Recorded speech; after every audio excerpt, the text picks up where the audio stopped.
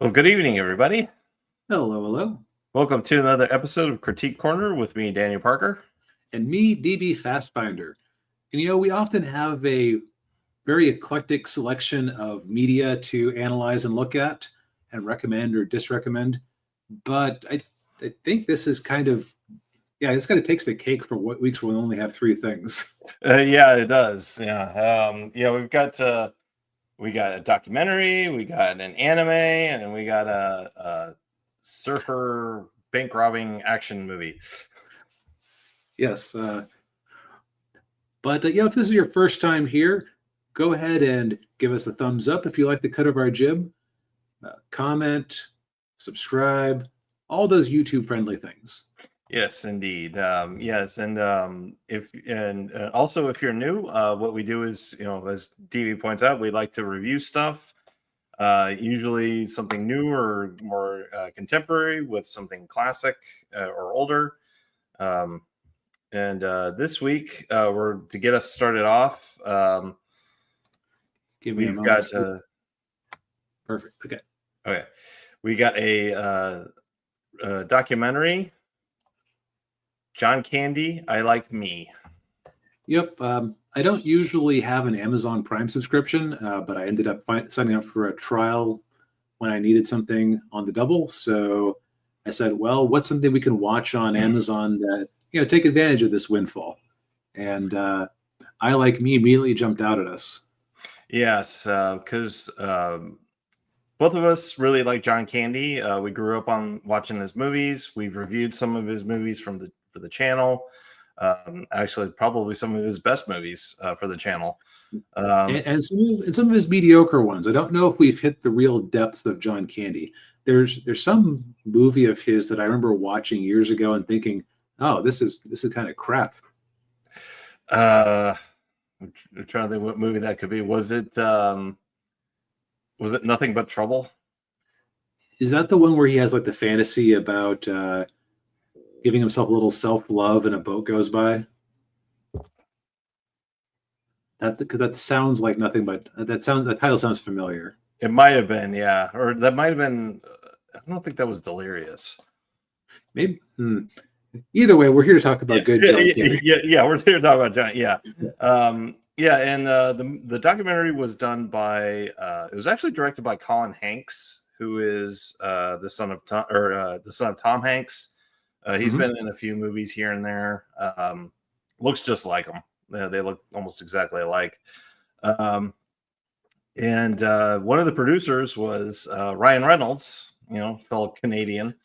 Right. Hence the maximum effort production tag at the start. Yes. Yeah, I noticed that too. Yeah, and so basically it actually started off with it's kind of funny. It starts off with the interview with Bill Murray, who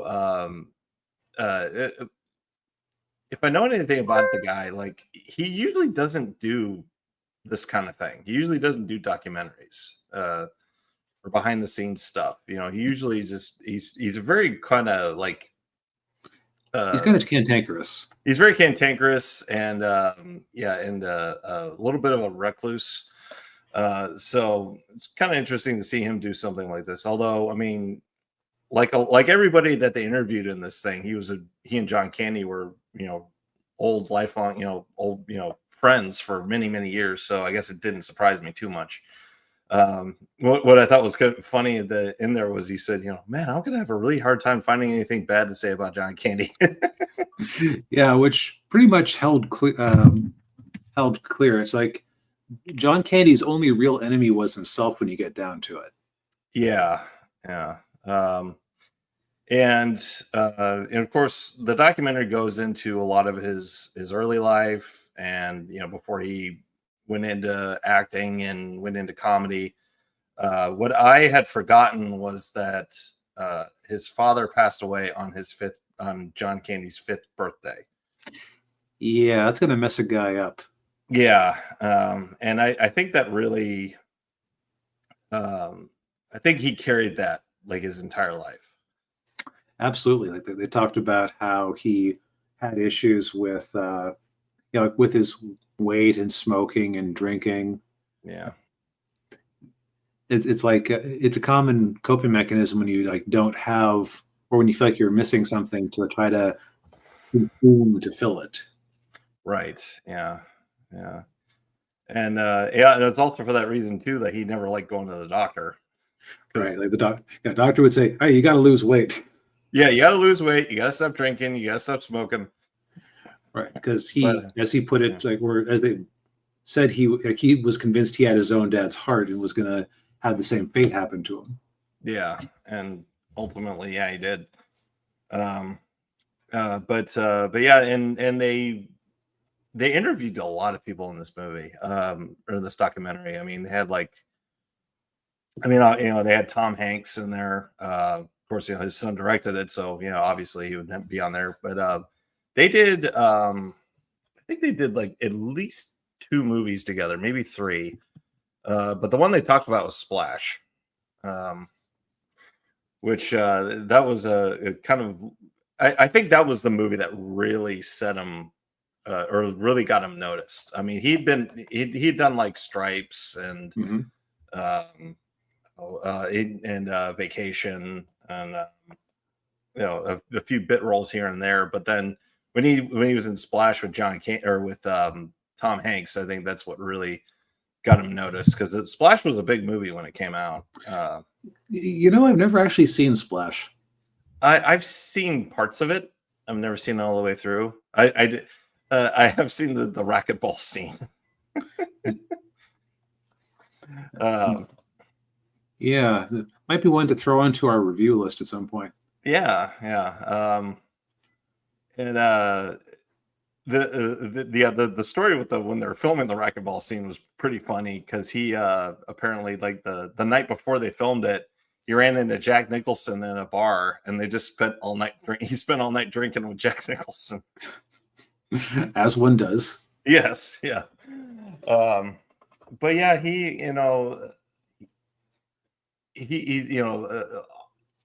his on-screen persona and his off-screen persona seem to be pretty similar to each other, in terms of just how he lived his life, and how he carried himself, and um, how he treated others. That was one of the things that was very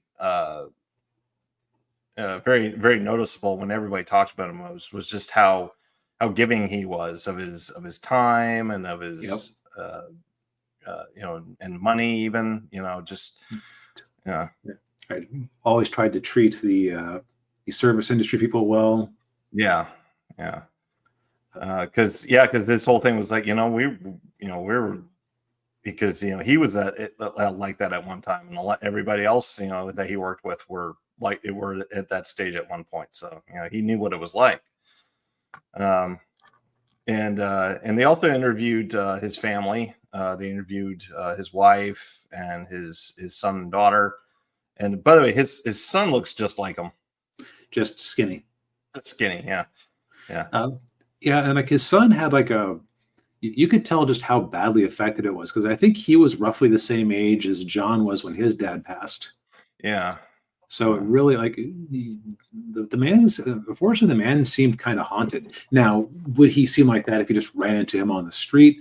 Don't know, of course, because of course we were only really seeing him dredging up memories of his dad. So right, yeah, yeah, yeah. And the other thing that I forgot too was that he was part owner of the Toronto Argonauts, which was the Canadian Football League team. He bought it with Wayne Gretzky and another guy who turned out to be a crook. And just how passionate he was about that. And I forgot they actually won the championship, like that first year when he bought the team. And he actually played football. I forgot about that too. And okay, he didn't have a kneecap. He lost his kneecap on his left knee. yeah, Like, and when you think about all the stunts he did over the years, that's kind of nuts. yeah. Well, how do you walk without a kneecap? Or for that matter, like, why did he possibly think the U.S. Army was going to accept him like that? Yeah. Yeah, that was the other thing too. He wanted to join the U.S. Army to go fight in Vietnam, and and they didn't take him because he didn't have a kneecap.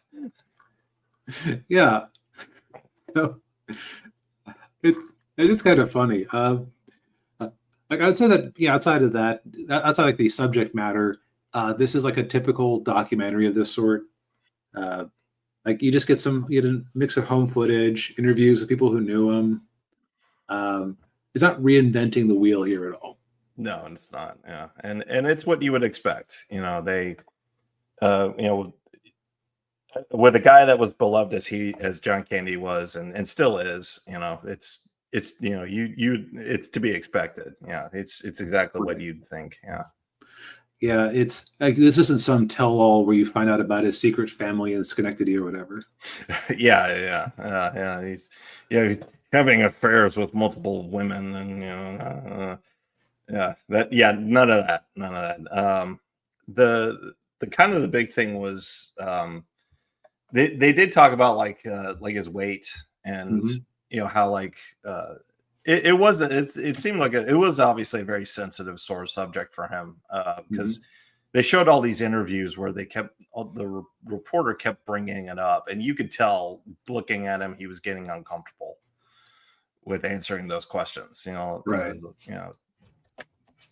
And and the other part of it too was like, if he would lose any weight at all, then all the Hollywood people were like, "Don't lose any weight. We need to cast you as the fat guy in the movie."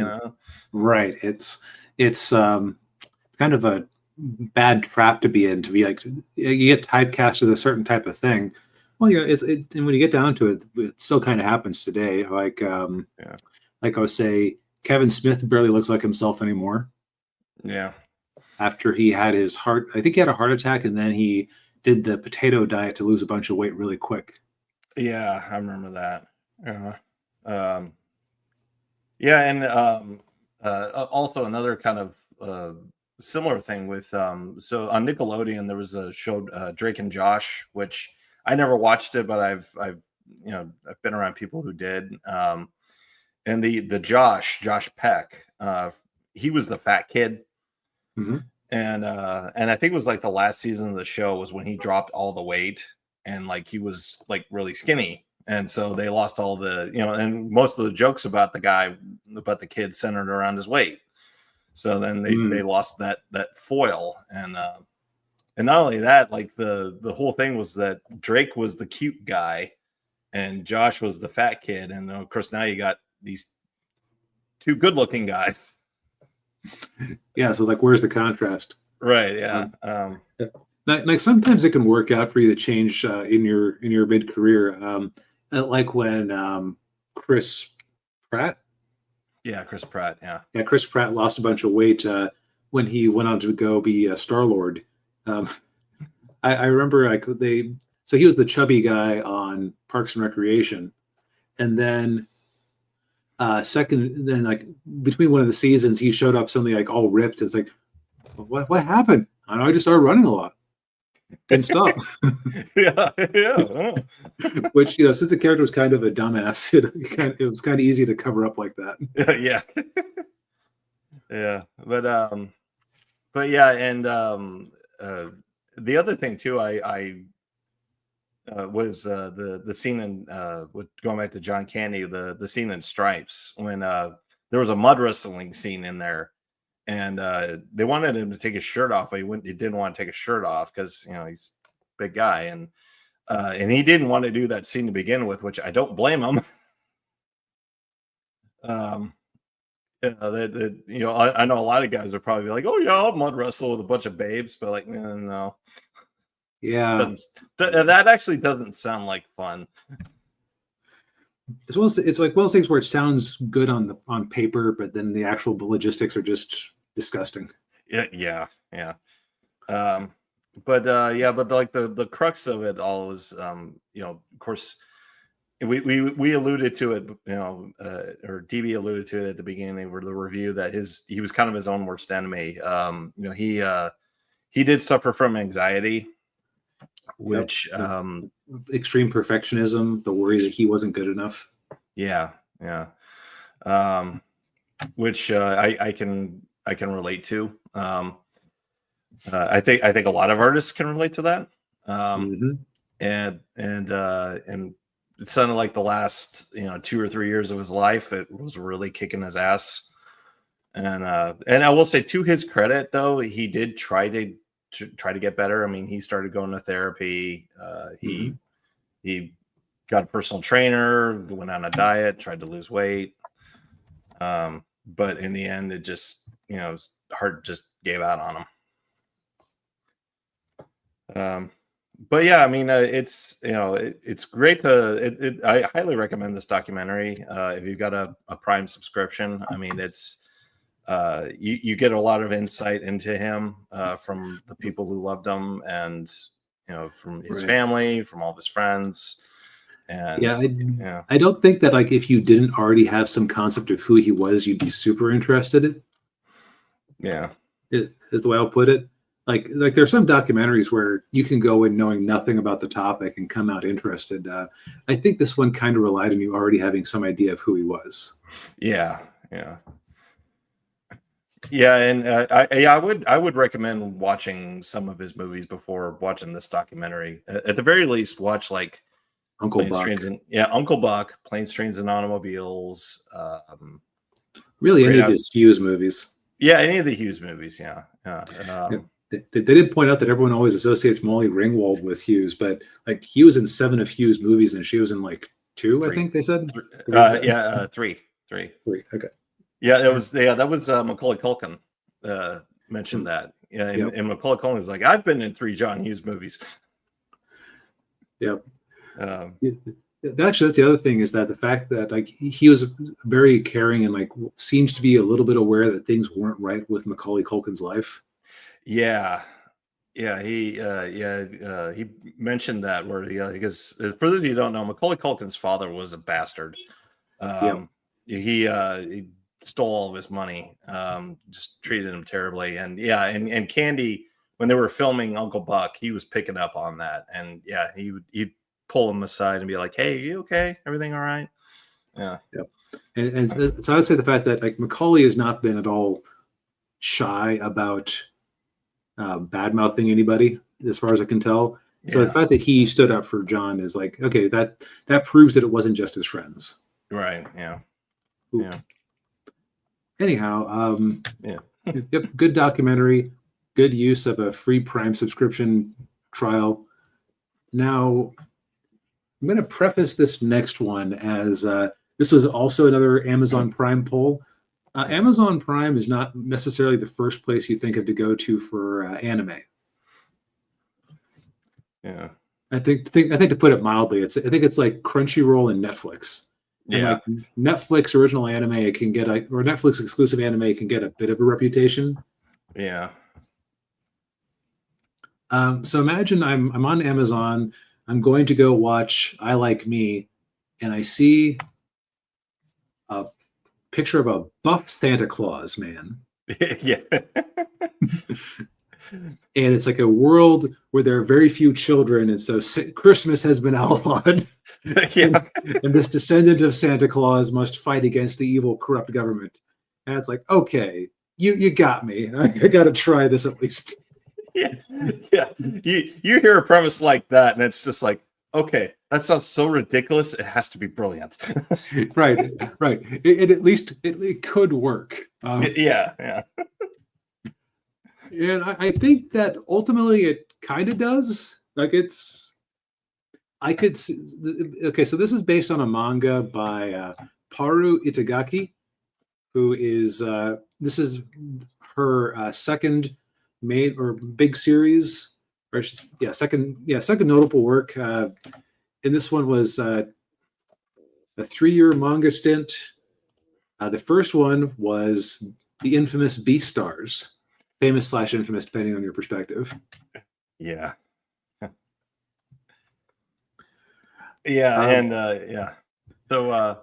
So we have our titular Sanda, not Santa, Sanda. Right, because of how Japanese pronunciation works, and also I think Sanda might be a real name. Yeah, it sounds like it could be a real name. But yeah, so Sanda is a 14-year-old kid, and as DB points out, he's living in a world where there aren't very many kids, and kids basically can, well, not basically, they can get away with murder. Right, as long as they're murdering an adult and not another kid, they're good. Yeah, yeah. And so Sanda is in, the show starts off where he's in class with what's the girl's name? Shiori. Shiori. Yeah, and Shiori is a really tall, goth-looking girl, and she's trying to stab him. Yes, and I think if this was explained in the show, we were both too distracted to make sense of it because it was such a weird scene. Yeah. Okay, so Sanda is a descendant of Santa Claus. They have not gone into this yet. They have not gone into how Shiori figured this out, as far as I can tell. Yeah. Besides her like noticing a few of his Santa-like traits, like not getting cold, despite refusing to wear the school's red blazer or red sweatsuit and things like that. Yeah, and he doesn't want to wear the red, anything red. Right, he just instinctively hates the color red, I guess. Yeah, yeah. And he's just the way he interacts with kids, and just wanting to be happy, and right. And so the inciting incident is that Shiori's friend Ichi, who in the flashbacks looks like just the most adorable young lady that you could ever see. Yes. Like kind of the art style. So I'd never seen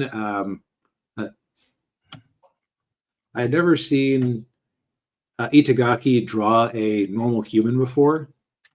The style is very reminiscent of My Hero Academia, at least how the characters are kind of conceived of. And so it's like the cute little girl character who went missing is it's like she's half gender bent Deku, half Froppy. Yeah. For design sensibilities. Yeah, that's a good way of describing her. Yeah. But like just in all these flashbacks, she just seems like so delightful and sweet. And she's one of the few people who still celebrates Christmas. And 6 months ago, she went missing. And when Shiori decides that Sanda is able to, has the powers of Christmas, she's doing what she can to make him wear red to trigger the transformation. Yeah. But since he won't wear the jacket like a reasonable little boy. By the way, guy's an idiot. Yeah, he is. Yeah. like she makes an attempt at stabbing him before they're interrupted. And he thinks, oh, does this mean she likes me? And his friend, who, by the way, is also very delinquent for not like actually reporting this to anybody, and he doesn't. Like, yeah. Dude, she's nuts. She's trying to kill you. Yeah, man.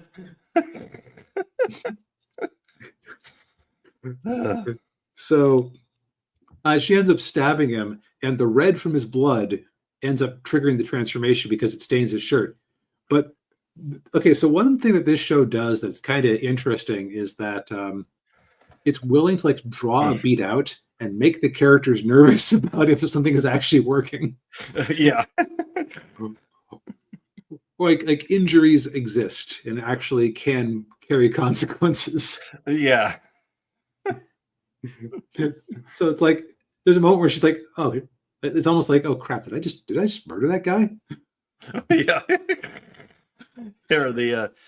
She's like punching a bunch of broken glass. We'll get into that in a let's stick to the first episode right now. Okay, yeah. And so he proceeds to turn into Santa Claus, who this rendition of Santa Claus is basically Santamite.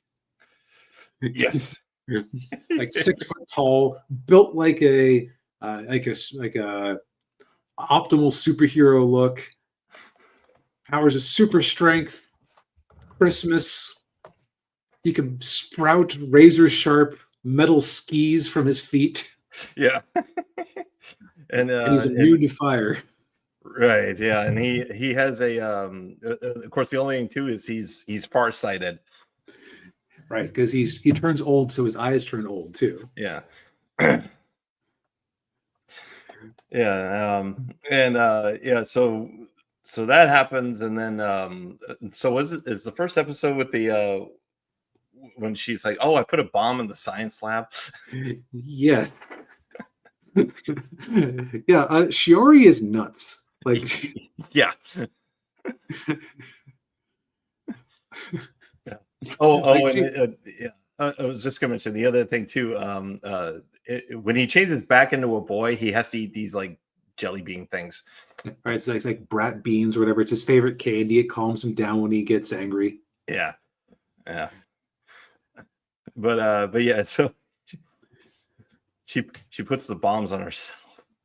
Yeah, it's like, oh, I've hidden a bomb somewhere in this room, and if you're going to save these children, Santa, then you need to you'll find them and then transform. Yeah, Because she like very much wants him to transform, so he can help find Ichi. yeah, And I'm sorry, this thing is just so nuts. Like, again, actually, I'm mildly overwhelmed by just the insanity of this concept. yeah, yeah. Uh,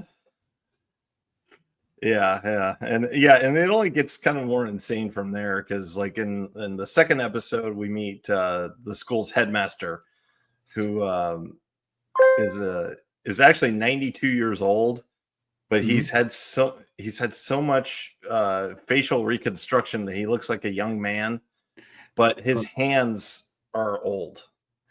It- And also, he's given himself so many like injections to keep his skin youthful that it's killed his facial muscles and nerves. So he like to make expressions, he has to like manipulate his eyebrows with his cane. yeah, So I think that I can see why this would only be a 3-year manga. I suspect this was created with an endpoint in mind. But like, this is not a concept that I could see going on for 500 episodes. Like this is not as rich of a world to tell as like say I don't know like a One Piece, a Dragon Ball, a Fairy yeah, Tale. yeah. My Hero Academia. Yeah. Right. Um, I can't say I wasn't entertained. Yeah. Yeah, no, it's entertaining because it's so off the wall. It's just like, okay, I gotta find out I gotta see where this goes. Yeah, and the other thing is like so just things like him sprouting those the sword skis from his feet. Yeah, That is like I think that one of the key things for any sort of visual medium with a character like that, they need like a unique way to move and or be posed to be really interesting. It's like yeah, Spider-Man swinging his web, Batman with his grapple hook with his cape unfurled, Superman flying with his hands, in one of the various poses they've given him. yeah, Um, like if you can give your character a distinct way of moving, Chainsaw Man, like just the image of guy with 3 chainsaws blazing, leaping around. As soon as you can make a unique way for a character to look and operate and just be and like the type of thing where you could slap it on a poster and have it look cool, you've already done a lot of your legwork for making your series interesting. yeah. Oh yeah, definitely. Yeah. Oh, And so the thing I interrupted before, let's talk about that now. yeah, yeah. Like, So so yeah, yeah, this series not afraid to like poke fun at some shonen tropes. yeah. So there's a scene where Shiori, she gets really passionate and about something. There's a bunch of broken glass on the floor, and she starts punching the glass and getting cut up and Over and over again. over and over and over again. And then she's got all this broken glass in her fist, and then she looks at it and says, "This actually really hurts." Then they smashed guns like, man, that was hurt bad. That took the doctor 4 hours to patch me up. Yeah.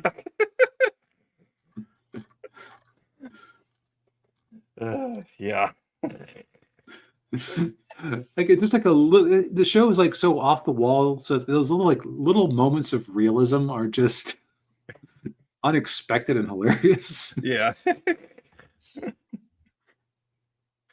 uh, So yeah, so far there are 3 episodes available on Amazon Prime. I don't know if anybody else has it. We didn't really talk about the animation just because the premise itself is so insane. yeah. Um, it was done by Science Saru, who the main thing I think I've seen of theirs is the Uh, Scott Pilgrim anime from a couple years back. yes. Which we also reviewed. Yeah.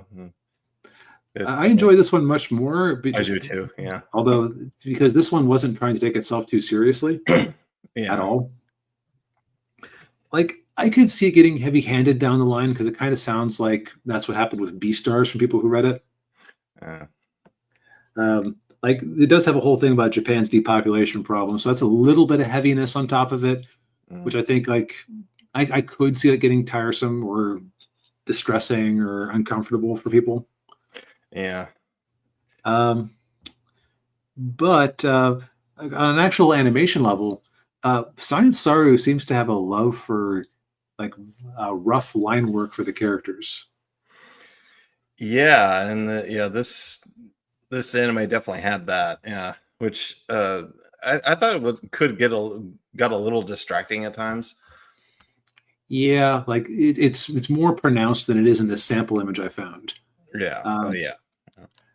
uh, and like I said before, the mangaka's style, at least, or I should say, this anime's style translating the mangaka, really does make me think of My Hero Academia in a lot of ways. Which that's an appealing look. So it can Yeah. definitely do way worse. Oh yeah. Yeah. But I think with those like a couple of caveats, this is just the right variety of insane to be interesting. Yeah. Now, could I see myself getting bored at the end of the first season, forgetting that it exists and never coming back? Absolutely. I could also see it if it manages to keep introducing crazy characters and things for Santa to fight. I could see it being a favorite of mine. So we'll see how Yeah. it goes. Yeah. Yeah. Yeah. I'm looking forward to more episodes of this. Yeah.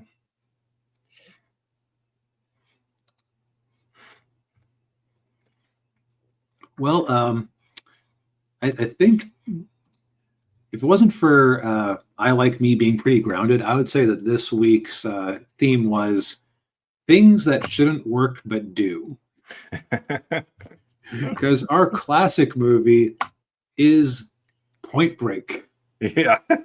The Patrick Swayze, Keanu Reeves, and Nick Nolte 90s Gary Busey. Sorry, I often confuse them. That's easy to do.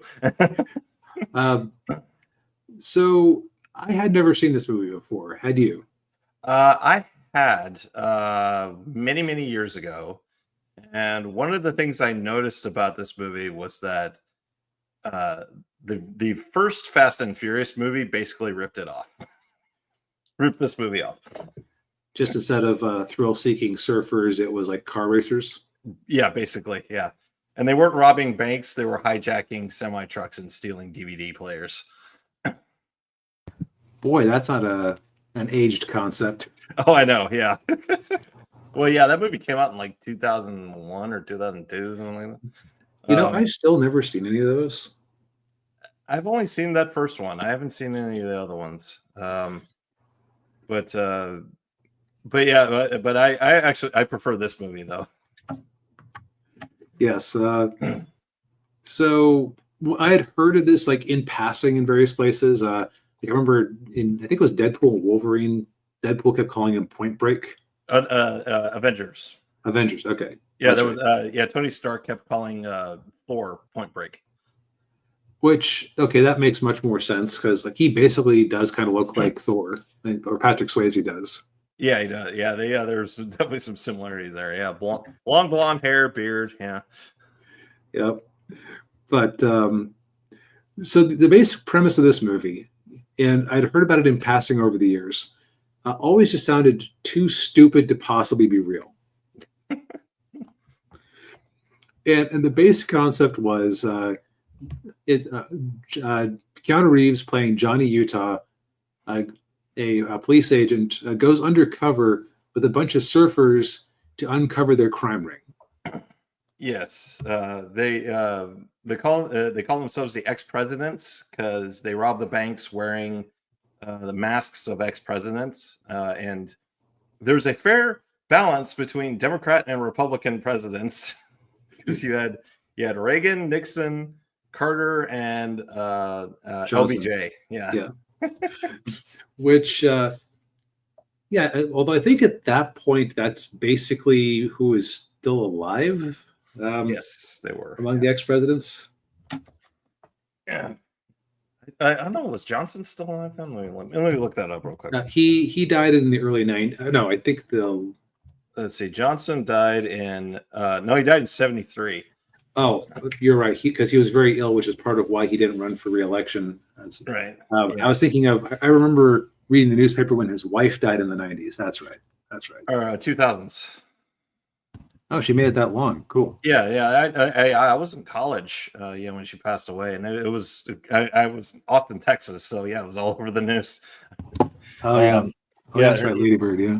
Yeah, Lady Bird. Yeah, I remember that. But anyway, but yeah, so this movie, they're robbing banks, wearing masks of ex-presidents, and and you got Keanu Johnny Utah. It's a heck of a name for a. Well, of course, part of his character is that his backstory is that he was a quarterback at Ohio State, and of course he couldn't go pro because he blew his knee out. Yep, I guess that's the. If only the Sanda animated had a knee injury, that would have been our carrying theme for the night. Yeah. But yeah, so and they go undercover with he goes undercover with the surfers because Gary Busey he's the veteran partner. His theory is that they're surfers because they only rob the banks during the summer. Right, and it's like it generally he kind of thinks that they're not quite snowbirds, but they're always like chasing the seasons, like where there's going to be good surf. Yeah. Yeah, and so as Johnny Utah goes undercover, he basically he meets up with Patrick Swayze's character Bodie, and he's one of these like Zen surfers, where he's like, oh, you're one with spiritual angle. There's a spiritual angle to it, yeah, and yes, there are guys out there like him. Yep, a relatively smaller percentage of them are bank robbers. I couldn't give an estimate, but yeah. And of course the other part of it too is that he ends up falling. Johnny ends up falling with Bodie's ex-girlfriend. What was her name? Tyler, played by Lori Petty, who I remember her from A League of Their Own. She played Gina Davis's sister in that movie, and she was also the titular Tank Girl in Tank Girl. Oh, yeah. Okay.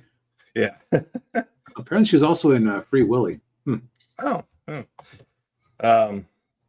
But yeah, so the whole crux of the movie is Johnny trying to having these conflicted feelings because he does kind of go native, because he does because he is in his heart he is an adrenaline junkie, and so he just gets really taken in by Swayze and his gang, and it's kind of, in a way, it's like a Fern Gully, Dances with Wolves, Avatar plot. Yeah, where the agent is sent in to undo a group, and they end up being partially assimilated. Right. Yeah, and which kind of doesn't surprise me that it has that angle with it, because the director of the movie was Catherine Bigelow, who I think, pretty sure that she was at the time she was married to James Cameron, who was an executive producer on the movie. um, and so yeah, so there's a little bit of that connection there. And for those of you who don't know, she also did like The Hurt Locker. What else did she direct? She directed that movie where they went after Osama bin Laden. She also Zero did Dark 30. Zero Dark 30. Yeah, that was it. And she also did. She also directed a movie that James Cameron wrote called Strange Days. Strange Not Days, familiar Strange with that Days. one. It's kind of obscure and it's very hard to find. It's kind of a tech noir thriller. Ray Fiennes is in it. A few other people. Yeah, it's kind of a weird movie, but it's got some really good elements to it. But and actually there's some things in this movie that I noticed that they did in Stranger Days. So in Stranger Days, you wear these like the things on the top of your head that records your thoughts, and there are a lot of scenes in that movie that are done from like first person perspective, and there are a lot of first person shots in this movie. So so obviously I think she was like experimenting with that technique in this movie so that she could do Stranger Days. Yeah, and overall the directing in this is great. I kept being startled by just how many varied, or there were a lot of scenes where I was thinking to myself, okay, how did you pull that off? Did you actually have to did you actually send them out surfing at night, waiting for these huge waves that could have killed everybody to come through? Or is that like a soundstage in a pool and you just did a great job of covering it up? I looked at the scene, and I think what they did was, for a lot of them, they filmed it during the magic hour. Mm-hmm. So for those of you who don't know, magic hour, it's a part of the time of the day where the sun's not quite up fully yet, but it's still dark. So there's a little bit of light. It's only like 20 or 30 minutes. And I think that's what they did was they filmed a lot of it during those scenes in there. And then, yeah. And I wonder if maybe too, yeah, they probably did use a soundstage for some of it. Yeah. Especially if it was like pitch black. Yeah. The other one that got me was the skydiving scene, like scenes. scenes, Those were, I kept thinking to myself, okay, that is just obscenely dangerous. Yeah.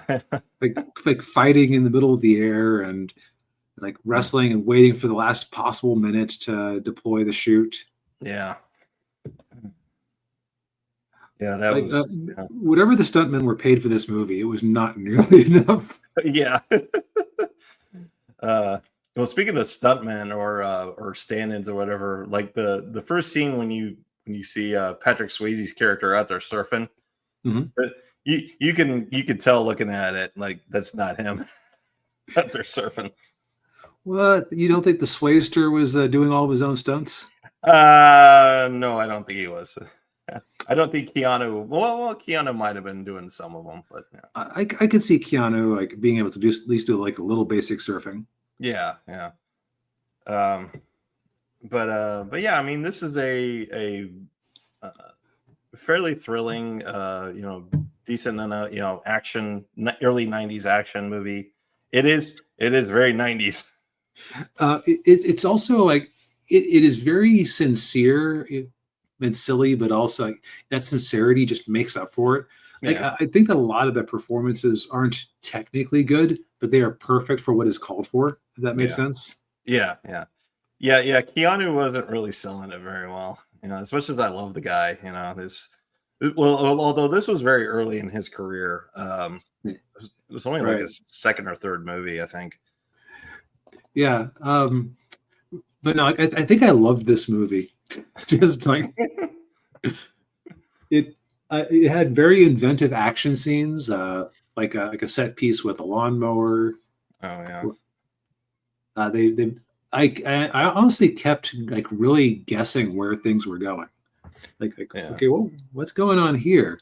I think it's because Patrick Swayze's character Bodhi which is I figure he's obviously like a shortening for Bodhisattva, Buddhist spiritual, like not quite a god, but like an ascended being. It's like, okay, we get it. Yeah. It's almost like the Dark Knight Joker, where it's just like it is a villain who is very particular, or very like it is a villain that works because, like, okay, Patrick Swayze does not have a reputation as the most amazing actor in the world, but just like I feel like Keanu Reeves was perfect for his role here. Yeah. Patrick was born to play Bodhi. Yeah. I have a hard time picturing anybody else playing this character other than him. Yeah, and it's just he managed to. It's like this narcissistic, self-involved, pseudo-spiritual BS that he just personifies so well in this movie. Yeah. Oh yeah. Yeah. The other thing too, although I guess if they actually did do a remake of this movie like 10 years ago, and it was an abysmal failure. I can't imagine why. Who did they get to play him? I don't know. I can't remember who they got. But if it were me, I would have gotten Chris Hemsworth. Yep. Just lean right into it. Oh yeah. I could see him pulling that off. He was pretty good in what do you call it? Furiosa. Furiosa, that's it. Yeah. Yeah. Yeah, hell, even let him keep his Australian accent. You know, surfing's a big thing in Australia. Yep. Well, I mean, you're surrounded by ocean. What else are you going to do? Yeah. I think I think I have one criticism of this thing. It kind of feels like it gave in to the modern Hollywood. What's our second, third act? Yeah. Like the end went on. Like the end, I almost feel like they kind of had that ending in mind, and they had a hard time bridging from the last set piece to that ending. Yeah. Yeah, that's and that might be another James Cameron influence there, because that's something he does in every single one of his movies. He always has like 2 or 3 third acts. Yeah. That sequence was kind of almost, I almost wonder if they had a different ending. Yeah, they do look different. Yeah, and of course Keanu's hair's longer, and and Bodhi cut his, right? Yeah. And so, part of it was maybe they had an alternate ending and the test audiences didn't like it, and so then they went and shot this one instead. Yeah, because like the actual ending itself is kind of perfect for Bodhi. Like it's like this. It is this like coastal. It's like the sort of selfishness where it's like as long as you're spiritually satisfied. Actually, no. Like he had a moral compass. It's just that he was kind of pushed and dropped it towards the end of his career. Yeah. He really goes. He goes off the rails at the end of the movie. Yeah. And hey, Arcos, good to see you. Hey, man. Yeah. But yeah, so it's currently on Netflix, although I think it said it was leaving at the end of the month. Yes, yeah. Which is part of why this finally moved up the to watch list. Yes, yeah. But yeah, I would recommend this movie. Yeah. Oh, sorry. Go ahead. No, go ahead. Yeah. No, I always cut you off. That's okay. No, I was just gonna say, yeah, I definitely recommend this movie over, say, The Fast and Furious. Right. I think this is like the legendary perfect movie where it just achieved everything it set out to do. Yeah, it did. Yeah. Like, I don't think better acting would have actually helped it. I think everybody was perfectly cast for the level of depth as the characters, because like these aren't necessarily the deepest people. They're just like they're wrestling with some things, but it's like, yeah. We're not really dealing with philosophers here. No, that's true. Yeah. Even Gary Busey was perfectly cast.